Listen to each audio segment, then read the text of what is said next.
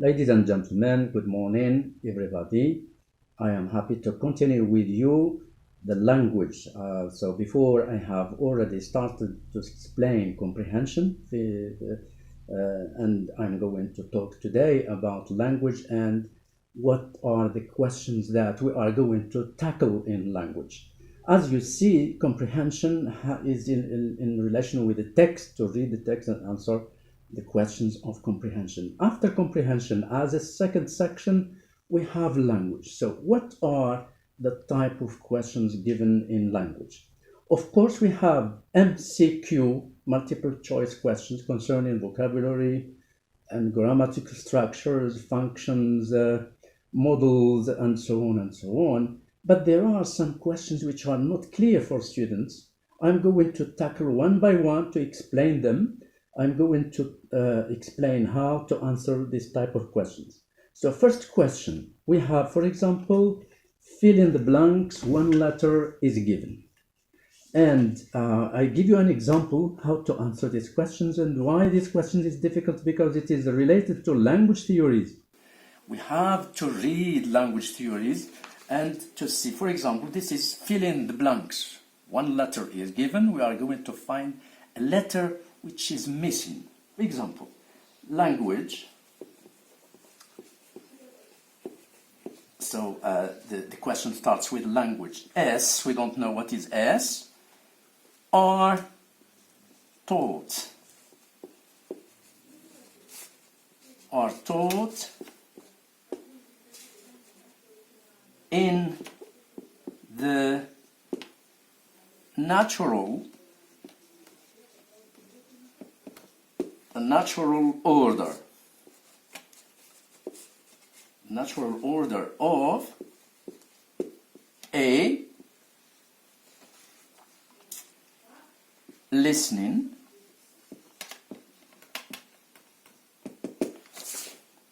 speaking,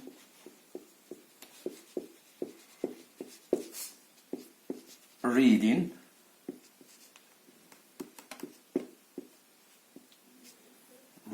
and writing. So the passage is a bit longer. I'm not going to write all the passage. I give example just with this. So what is S and what is A? Well, in this question, there are clues to the answer. There are something, context give us to find the word. Language S, we don't know what is S, are taught in the natural order. So what is natural order? It is language theory. And of A, what is A? Listening, speaking, reading, and writing. Look at the answer. Where is it? Where is the answer here? What are speaking, reading, writing, listening? So they are skills, language skills, are taught in the natural order of A. So what language theory is referred to here? It is referred to Krashen's theory. And in Krashen's theory, what are we talking about? We are talking about acquisition, order of acquisition. So this is the word.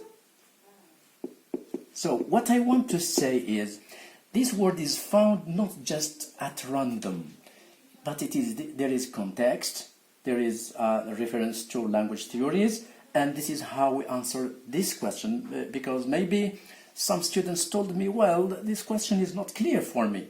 Okay, this is the first one. Let's pass to the second one. The second question is, which of the following sentences are correct or incorrect? It depends. Sometimes they give correct, sometimes incorrect. Let me give you an example. Look at this example here on the blackboard. So the question says, which of the following sentences are correct? And we have A, B, C, D. We have multiple choice again. What time the train going to leave? So we read the question carefully and we choose the answer. What time is going the train to leave? What time is the train going to leave? And what time the train leave? Of course, there is one which is false, totally false. And of course, this is question. And we are going to consider the position of the words, word orders. So, what time the train going to leave? This is false. What time is going the train to leave? We cannot say what time is going. What time is the train? This is the answer. What time is the train going to leave? So this is subject. But this one, what time the train leave, it is not correct. Right, this is the second question. Maybe you, according to your experience and your knowledge, you know this, it's clear, but there are other questions which are not clear. So, third question now. Third question consists of correction of mistakes. Correct the mistakes in this paragraph. Well, correction of the mistakes are not easy or difficult because we should have knowledge of language, of grammar, of everything. We don't know which mistake are we going to counter. Look at this passage, for example. In reading, we get many information. Some readers use newspapers definitely as a tool of learning. They are used to get them since they are not scarce. We read the passage carefully and we should pick up the mistake. So how can we find the mistake in this passage? Of course, there are something which are not difficult. They are normal. It's not very difficult. It's easy. For example, in reading, we get many information. It is uncountable, question of countable and countable. We don't say many, we say much information. Some readers use newspapers, definitely. Definitely here, the adverb, the position of adverb here is not correct. Well, normally the adverb is put at the end of the sentence, but here it should be before. Some readers definitely use newspapers, not use newspapers definitely as tool of learning. They are used to, it gives a gerund. They are used to get in, so this is the mistake. They are not scarce, and the passage is going on. This is just an example of finding a mistake. Okay. Oh, question 4 now. Question 4, maybe it's a complex question, but it's difficult. Some students told me that this question is not, we don't understand it at all. I don't know what does it mean, but it's very easy. It's just a matter of concentration and a matter of thinking of the question.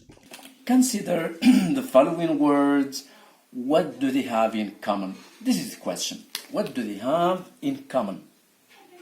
So, mouse, tooth, goose. Beat, cat, split.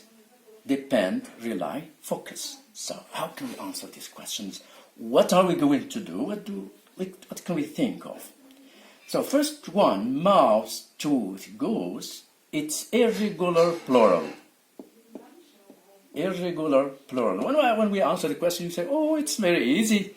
Yeah, because we say in plural, we say mice, teeth, geese. So here, it's identical. For beat, cat, split. So what is the answer for beat, cat, split? This is irregular verbs, and when we have present, past participle, no change. Beat, beat, beat. Cat, cat, cat. Split, split, split. No change.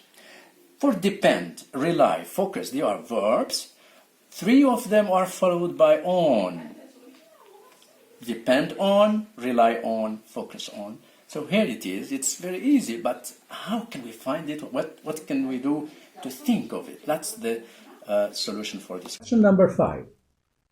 Question number 5, it's not very difficult. But anyway, let's see what it is. Complete the list with words related to the root. So where is the question? The question is related to the root.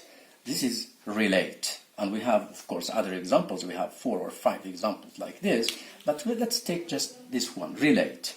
So what am I going to do with relate? What can I do? We find the root of relate. Well, we can say relation, relationship,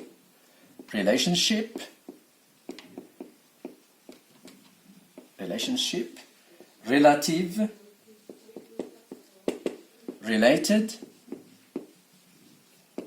this is the answer for this word, or for this question number 5. You just link the word relate to other words which are in relation. Sorry. Okay. So number 6, question number 6. I think it's difficult question. It's complex. We don't know what they want to mean exactly. Consider the following words and identify their meanings. Here there are two questions. Consider the following words, so I should find the word what it is, and I explain what it is. BAE, LAD, TPR, PPP. So what kind of answers are we going to say here? BAE, this is before anyone else. This is the meaning of the word, before anyone else. And what does it mean, before anyone else? Well, I can say, for example, the Prophet Muhammad ﷺ is a BAE for me. It means I like the Prophet Muhammad, I don't like anybody else. Well, you can use it, maybe young people use it, young children use it for, some people say that it's boyfriend and girlfriend, of course, you know. LAD, it is linked to the language. LAD, it means language acquisition device. And this is a term created by Chomsky, the linguist. LAD, it means language acquisition device. In acquisition of language, we use LAD, which we have in our brain, to acquire the language. This is the meaning of LAD. TPR. TPR is famous for crashing. Crashing, call it total physical response. Total physical response, it is an approach of language theory, of language learning, and of language acquisition used by crashing, and this is what we mean TPR. What is PPP?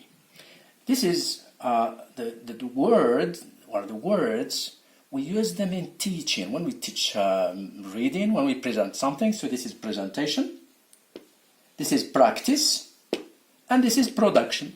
There are steps of presenting lesson in the classroom. We use PPP. It was in the past, and now some teachers still use this method. We call it PPP, presentation, practice, production. Here you are with question 6. Question 7. Well, I attract your attention to consider this question and to focus on this question and go back to your programs to prepare them and to revise them. Well, this question is, finish the pair of words. Here the question, finish the pair of words, and we give this example. There are a lot of ups, and so I should find the word that follow ups, and, well, it's maybe easy in our life, but there are others which are complex, they are difficult. So we say, there are a lot of ups and downs. I should find the word downs in our life. What do we call this? We call them binomials. Binomials, and what are binomials? Are two words linked by and or. And these binomials, we call them idioms. So try to revise your idioms and try to know the idioms. I give you 10, maybe 10 idioms to know them and to prepare them, of course. So the first idiom, as I said, pros and cons, advantages, disadvantages. Number 2, sick and tired. Number 3, short and sweet. Number 4, odds and ends. Number 5, back and forth, coming and going. 6, by and large. 7, wear and tear. 8, give and take. 9, sooner or later. This is a very famous one. There is a list, but these are the common ones that we use in everyday language, or we use as idioms. We should know the context, so it is given in blank filling exercises like the example I gave you before. One is missing, or maybe both of them are missing. It's just you give a list. I give you a list, 5 or 6 one, and you choose the correct one. So I advise you to prepare your idioms, to know them well, and to practice them, to prepare them. We never know. Maybe you will encounter them in the exam. So, ladies and gentlemen, I hope that I have done my best to explain language and what is given in language, but this is just example. Maybe there are other questions that we don't expect. Anyway, what we should know is to prepare our baggage, to prepare our vocabulary, our grammar, our everything linked to grammar and language. And I hope that you will do your best. And next time I will meet you in another video. By the way, I have a book that I have written, but it is not here, it is in Ujda. A long time ago, it was in 2012 or maybe. So it is in Ujda, maybe there are some copies, I don't know. Practice your English. We can find everything in this book. But I hope that you will do your best, inshallah, in the exam. You are welcome. Subscribe in this channels.